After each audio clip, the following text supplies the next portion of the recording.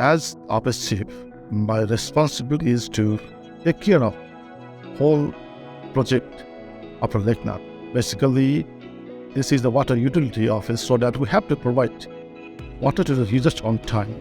I have to take care of the maintenance works, and the Lekhnath water supply is and maybe very unique and water utility in Nepal, because we have a lot of activities which we don't replaced by the other utilities. Basically, my aim is to implement new things and to bring the new technology in the water sector.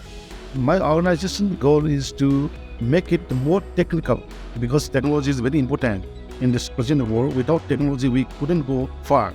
My aim is to make it better than other organizations, and I want to compete with the European company, water utility. Now we have a GIS system, we have online billing system, we have a public app, we have GeoViewer mobile app, so we can do the work like the European style. Though we are developing countries, though we have lack of lot of progress, though we are moving ahead to compete with the other water utility in the world. Before GeoViewer, we give order through the telephone, or maybe we meet the plumbers and give order. Otherwise, the people complain on the office through the telephone, or maybe they come physically, wrote their complaint on the books. यसले हाम्रो संस्थाको बारेमा संस्थाले कहाँ के काम भइरहेको छ, कुन कर्मचारी कहाँ के काम गरिरहेको छ, हाम्रो पाइपलाइनहरू कहाँ कसरी विस्तार भइरहेका छन् र कहाँ मर्मत गर्नुपर्ने, कहाँ उपभोक्ताको गुनासो कहीँ छ कि। यो चाहिँ के अरे GeoViewerको अति नै महत्त्व नै रहेको देखिएको छ। अहिलेको यो नयाँ प्रविधिमा चाहिँ पहिलो प्रविधि जस्तै रूपमा चाहिँ हाम्रो कार्यालयमा चाहिँ यसले काम गर्न धेरै सजिलो बनाएको छ। किनभने कस्टमरहरूलाई चाहिँ घरदुर के अरे छिमेकीको चाहिँ कस्टमर आइडी लिएर आएपछि उनीहरूको चाहिँ घरको हामीले जियोग्राफीबाट चाहिँ उनीहरूको घरको लोकेसन पत्ता लगाएर काम गर्नलाई पनि सजिलो भएको छ। उनीहरूलाई चाहिँ यो जियोग्राफी के हो त नि भनेर उनीहरूलाई हामीले जानकारी दिन पनि सजिलो भएको छ र त्यसमा चाहिँ उनीहरू र हामी बिच पनि सम्बन्ध अगाडि बढ्ने रहेको र उनीहरूलाई चाहिँ यसको महत्त्वको बारेमा पनि हामीले बुझाउन सकिरहेका छौँ। यसको अति आवश्यकता छ।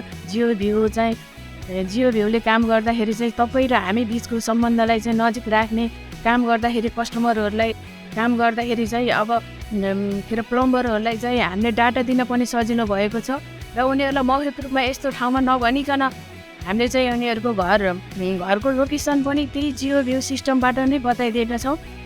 र अन्य साथीहरूले पनि फिल्ड मिटर बिग्रिएको छ अथवा जाम छ, गेट बन्द लिक छ, हामीले सिस्टममा हानेका छौँ भने यहाँबाट हेरेर यो मिटर कहाँ छ त, कसरी छ, हेर्न कहाँनिर छ भन्ने पनि डाटाबाट सर्लक्कै हेर्न सकिन्छ।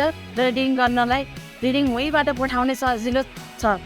रिडिङ गर्दै हामीले रिडिङ गरेको डाटा र यो सबै अपलोड गर्नलाई वहीँबाट सक्छौँ हामीले सजिलै तरिकाले। GeoViewer is very easy to use.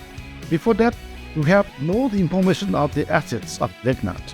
Now we collect all the assets through GeoViewer. I am very happy. किनभने यो संस्थाले गरेको काममा एकदम धेरै खुसी छु, किनकि यसले हाम्रो यो एक भनेको सिस्टमको डेभलपमेन्ट गरेको छ, विकास गरेको छ। हामीले सिस्टम यो एप नआउँदासम्म, संस्थाले एप नल्याउँदासम्म हामीलाई थाहा थिएन यो कसरी गर्ने हो। बाटोमा हिँड्दाखेरि पनि पाइपलाइन फुटिरहेको देखिन्थ्यो, तर पनि संस्थामा गएर काम गर्नको लागि अफिस खुल्नुपर्ने, कहिले शनिबार हुने, कुनै टाइमको पनि यसमा समय छैन, किनभने जति बेला पनि मेसेज सेन्ड गर्न सकिन्छ। When I construct the pipelines, when laying the pipelines, when I construct the gate bulbs, then I go to the sites. Maybe my staffs go to site and they collect the assets through GeoViewer, and that comes in my GIS systems online. यो सिस्टममा अगाडि बढ्यौँ भने हाम्रो संस्था पारदर्शितासँगै सबैसँग जोडिन सकिने र यसको आर्थिक पाटो पनि सहज रूपमा अगाडि बढ्ने कुरा म अनुरोध गर्छु। हस् त, धन्यवाद। I give a great thanks to Nobel Systems who developed such user-friendly software